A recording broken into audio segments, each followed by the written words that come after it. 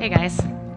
Hey y'all. Hey, thank you so much for coming out to hear us talk. I'm Emily. This is Lil, and we're here to talk today about Smash Sisters. It's a series of events that we do for the game that we love, Super Smash Brothers. So, Lil, I guess tell us, what is Smash Sisters? Yes, that's the dying question. So Smash Sisters is a series of side events that we run at different tournaments featuring the Smash Brothers franchise games. And these events are designed to bring both new and veteran women together, and also important to feed back into the overall competitive community. So our organization is progressive, and we are constantly down to change our format and adapt to the changing needs of the women within our community. We have now been up and running for just over a year. Yeah, a year. Not up here saying we're the pinnacle of success, but we've learned a lot in that year, and here we're gonna kind of delve into our knowledge. So first, a little bit more about how we started.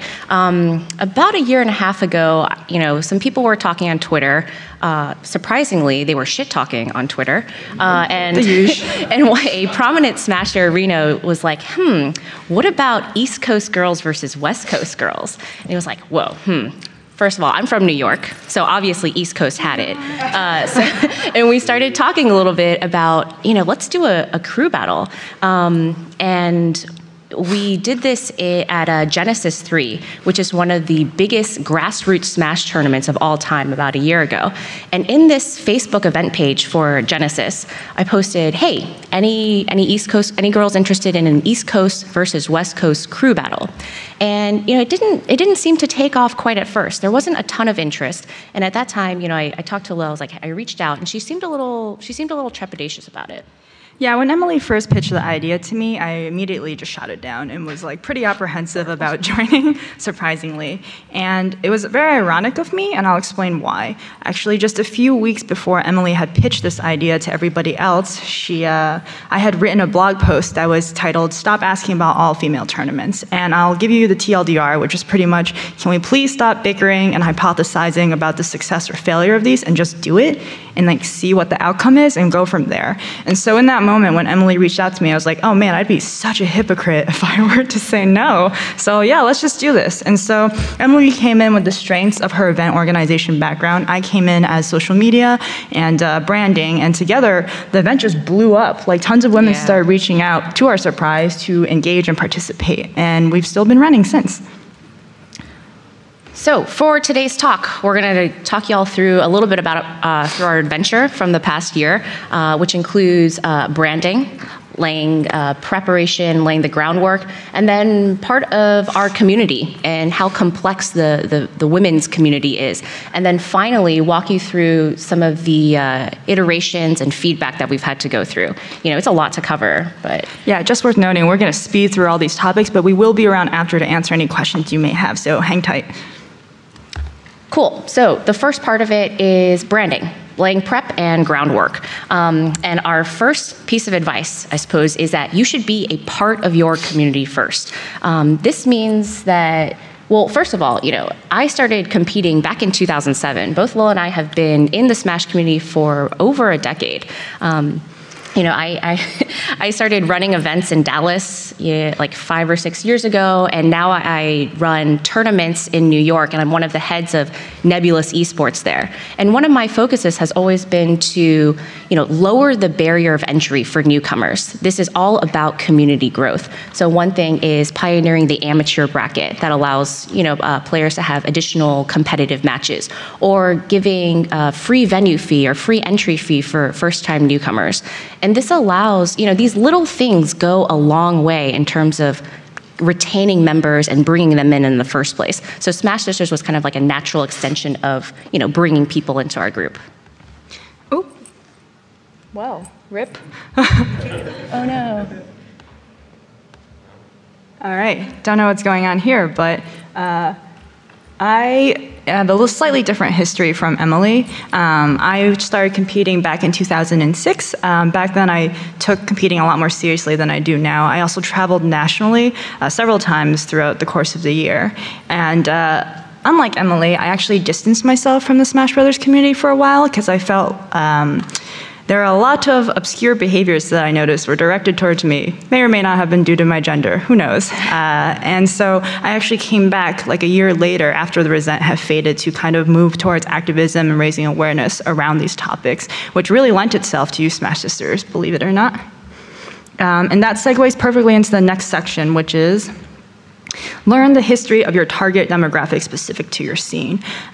All the things that we understand and all the decisions we made were based around our knowledge having been in the community in the first place. So I will lead with the most annoying question a female smasher could ever be asked, which is, who's the best female smasher?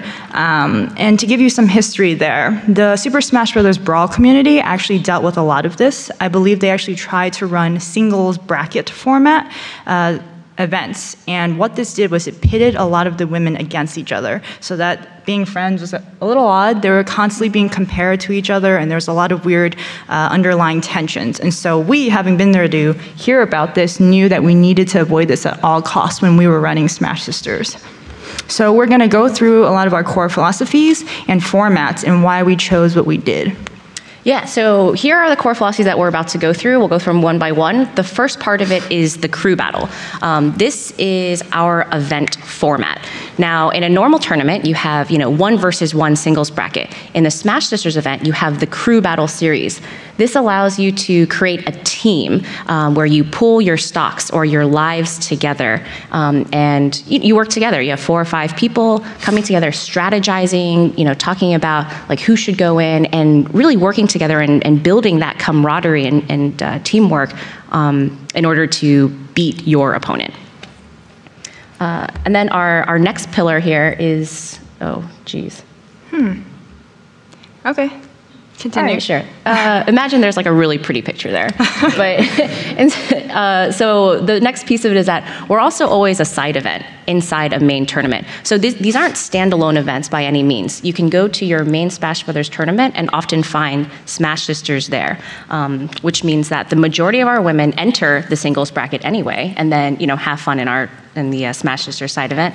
And it also provides a fully integrated structure, meaning that you have men and women coming out and participating insofar as like cheering on people, providing commentary or helping with the stream. So it is it's one of our goals that this side event feeds back into the competitive co-ed scene.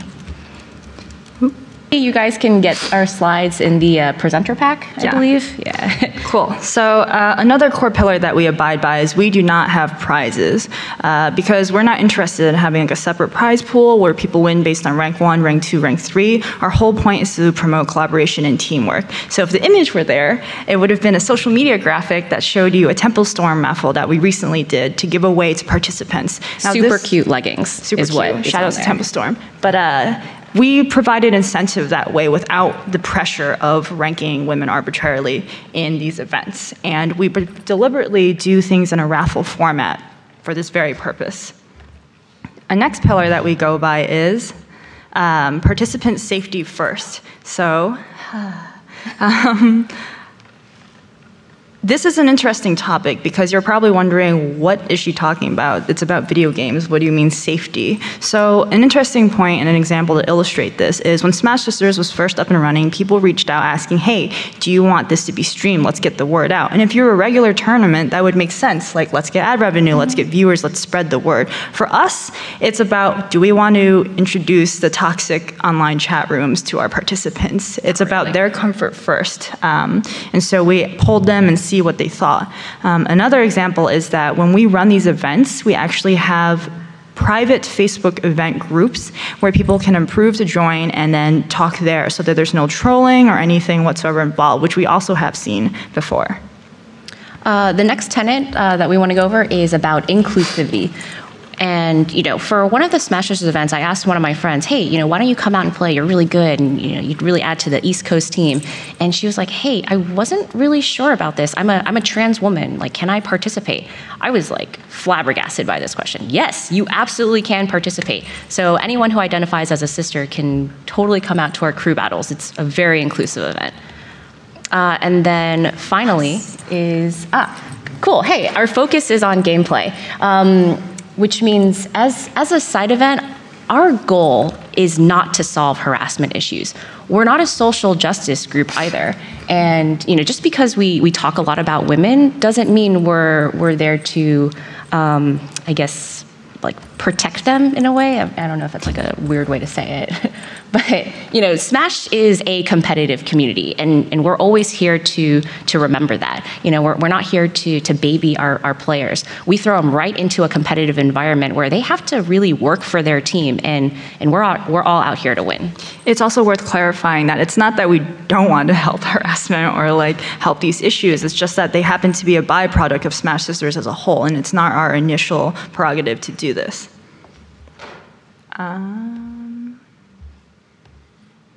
So this brings us to our next point, prepare your community mentally. So what do we mean by this? Back then, before it started, I think I mentioned earlier that I had written a blog post about, hey, stop asking about women's tournaments, just do it and see how it goes. And additionally, that year itself, there had been a lot of circulation around the topic of women within gaming, specific to Super Smash Bros. Community. Now, another girl reached out to me once asking, hey, I'm really interested in Smash Sisters and I want to do this for my scene. I believe she was from the Street Fighter community, and she asked, how can I do it? And I mean, I told her right off the bat, like, it's really depends on the landscape of your community. You can't kind of take what we found to be successful and apply it there. Really understand your community first and understand how they'll probably react to something like this. And then thankfully for us, it was okay because we kind of laid down the mental groundwork, if that makes sense. And part of laying down the mental groundwork is understanding your community and understanding that the event or the people that you see IRL are super different than like the entirety of the internet. So, when we host events, our participants or people around are like, hey, that was so great, it's super fun, that was ultra positive. And then we see what people write online, and it was not the same. People hear these little tidbits or pieces, or they get misinformed about what Smash Sisters is, and they might start talking a little bit critically.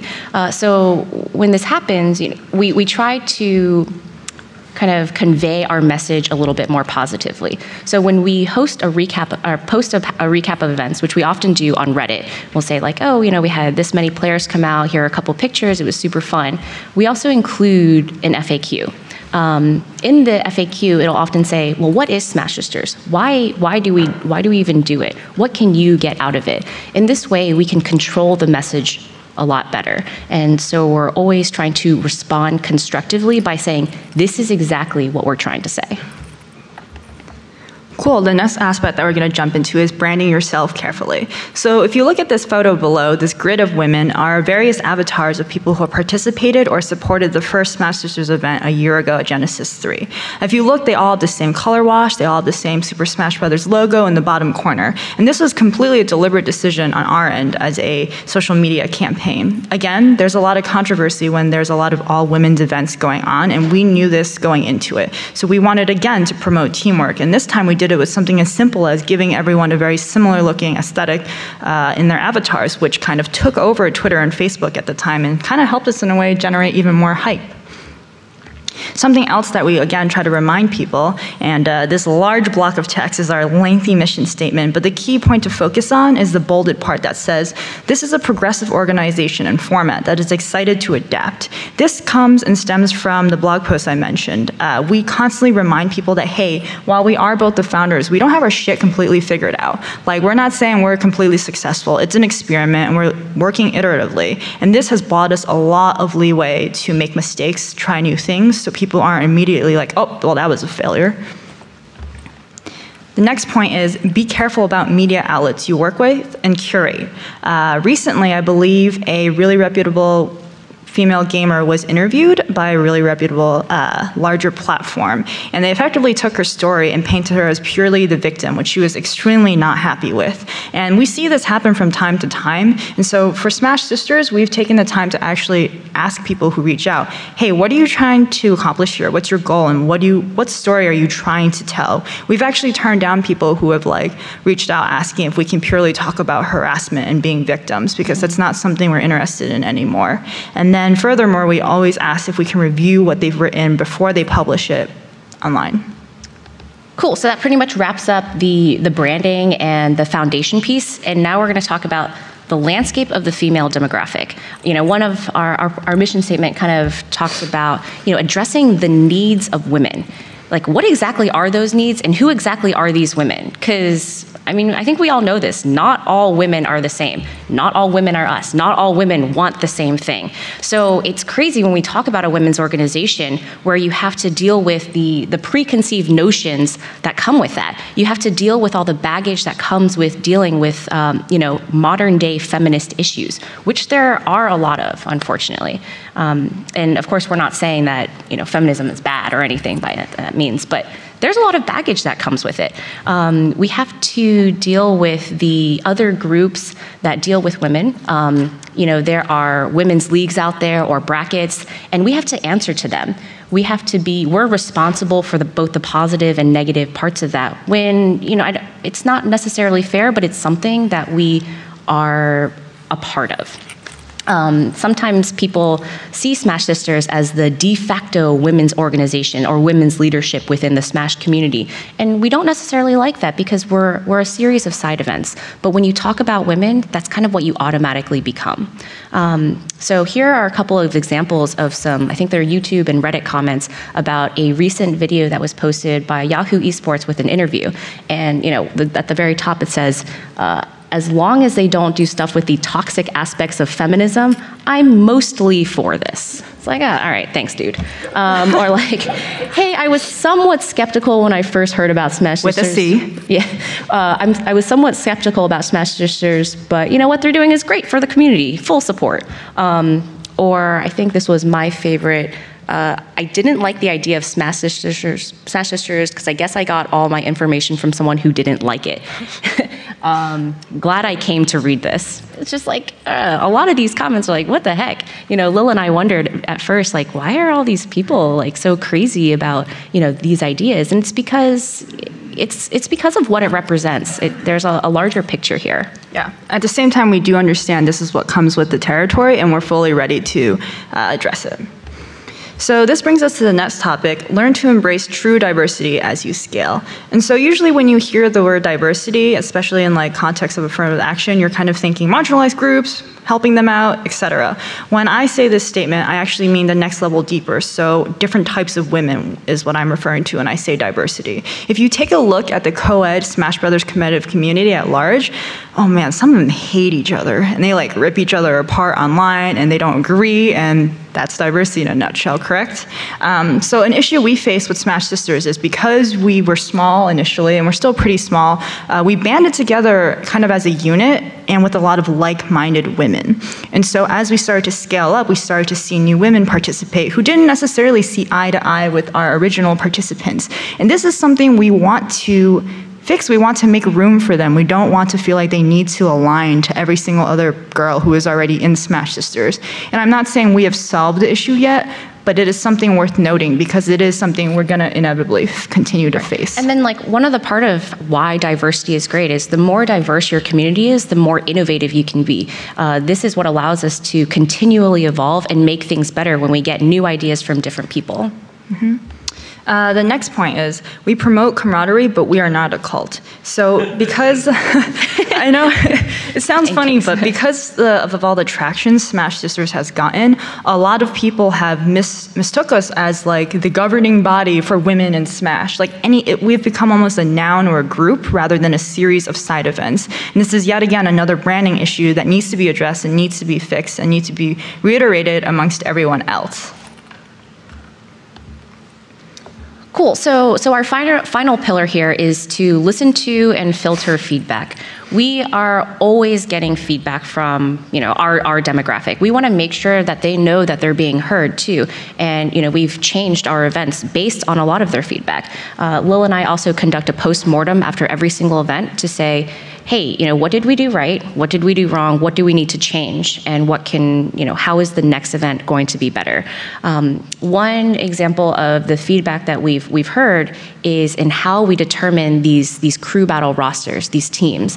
And we can have a draft pick. You just figure out who exactly you want to be on your team, or you can do it by region. And at first we did it by draft pick. We said in order to balance what the teams would be like. But we also heard that there's a little bit of sensitivity there. A lot of girls felt like they didn't make the cut or something like that. Whereas if you have a region-based crew, you have a lot of pride. You have something that you can fight for. There's a couple of pictures of people waving flags for Arizona or the East Coast, saying like, this is our region and we're super proud of it, and like they can really fight for their team. At least any key loaded. So the next part is part of listening to feedback and addressing it is accepting help. And I think this is the perfect time to shout out one of our sponsors, AnyKey, which is an initiative that's partnered with both Intel and ESL that focuses on inclusivity within esports. How perfect. And also you'll see in the photo, no you won't, but there was a photo there that was a bunch of girls and us with Smash Sisters shirts on. And it's because we've learned that through running Smash Sisters, this is an opportunity to actually empower and help others and let others kind of get involved. And you'll see in these photos, we have people come and do the local recording. We also we invite people to come do commentary, and some of them have never done it before. Also, a ton of Smash women have emailed us being like, hey, I'm really interested in running my own event, and they've never even organized an event before, and we've seen some of them now consistently doing this. And on the international level too, I think there's a Smash Sisters France group. It's been in Sweden and Norway, even across the US. And it's really great too, because when you empower and enable others, they also feel emotionally invested in your product, I guess you can call it. And then they're there with you as teamwork, working together. Yeah, so finally, in conclusion, one of the biggest parts of this is to get to know your community. Once you know your community, you as an individual can understand how you can impact them. We do this through the power of events. When you have a single event, it creates a single rallying point that people can get excited about. We'll talk to our friends and say, hey, are you going to the next Smash Brothers tournament? Are you going to CEO this year? And people get hyped when they're like, oh, there's a Smash Sisters event there. We're going to be there. And that also helps us to send our have a single point where we can center our message around too. Yep, and again, we're not here to say, hey, we are the pinnacle of success, but more so, we've been up and running for a year, and we're still going to run into many more obstacles and hurdles, but what we are going to do is stick by these 3 pillars that we've delineated for you guys today to make future decisions. And thank you for coming. Sorry for the slide issues. Give us a follow on our Facebook, Twitter, or email. Cool. So it seems like we have 7 minutes left. First note to point out is please fill in your evaluations if you get a chance, because we would love to hear constructive criticism as to how we can do such a complex topic more justice. And then secondly, I think we have some time for Q&A. Correct me if I'm wrong. Yes? Thumbs up. Okay, cool. Great. And if we don't get to your question, I think there's a wrap-up room around the corner where we will be there ready to answer questions.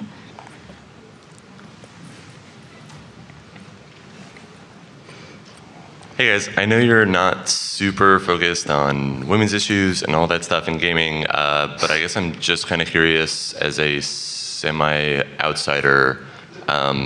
how some of the previous efforts at these types of communities, organizations, or teams you feel like has impacted you or just other future efforts. And for example, I saw the comment about Siren. You want to take this one? Is that baggage or? It's kind of learnings and baggage. I guess baggage is the worst way you could call it, but it's something we knew we would have to deal with, and that's what informed us with why we had to be extra careful with our branding, because we knew if we tripped any wire, it would just be and then come crashing down. Does that make sense? Yeah, and then part of that is how do you answer certain people online too?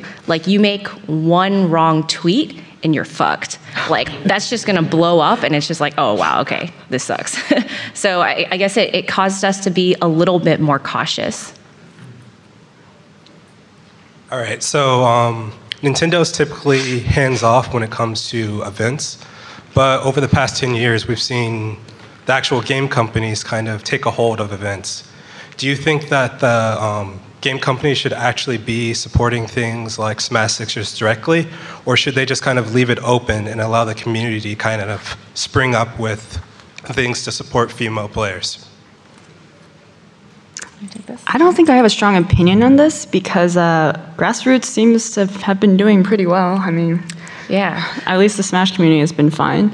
So I think it would be great if companies did do that, if that aligned with what their interests are. So it's really hard to speak about or speak for a corporation and to say something like, oh, Nintendo should do this. I think the more important question often is, what can you do to impact your community too? Do you think that the response would be different coming from someone who is like your peer compared to someone who actually does work at the company is kind of what I was going for. Like, do you think the community would reject something if they felt like it was being forced upon them and not like an organic group? guess we'll have to find out. Has it happened that you've like tweeted something incendiary or like put up some message that people have blown up on, and then you've had to do damage control on it? And if so, like, how do you go about doing that? Have we? Yeah. I must have pushed it out of my memory because I can't remember right now. It wasn't too bad. I was actually having a private conversation with a Smasher, and she was asking me some clarifying questions about what Smash Sisters is. Oh, that one. And it's like Facebook Messenger, so we're just like talking to each other. I thought was pretty candidly. I think a month or two later, I saw screenshots of our conversation tweeted out to all of her followers, and she wrote, I think she was like, We don't have to go into it, right? well, yeah, I mean, it was just like, oh, the Smash Sisters girls wants this, and it was like a very small snippet of what I had written, and I was like, what the shit? Like, but we were having a conversation. But every time like this kind of stuff happens, we learn something from it. So like in our presentation, we mentioned that our like two things we focus on is bringing women together, but also feeding back in the competitive community. Like that moment definitely helped highlight that. Yeah. Okay, thanks. Hi, you guys talked a lot about branding and how specifically your branding has sort of been shaped by, the environment that we are in right now.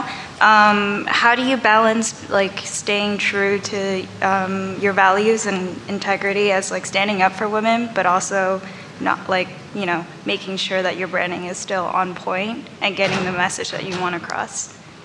I think what we want and then also our branding are just aligned with each other directly. I don't think there's ever a point where they disconnect from one another. I think we're just as transparent as we can be and as upfront as we can be. And I think as like the founders being like, hey, we're still making mistakes and messing up, I don't know how much more direct we can be. Does that make sense? Yeah, I think so. Thanks. Do you have anything to add? That's good. Cool. I think Cool. that's Anything else? one person. Oh, one more. Okay.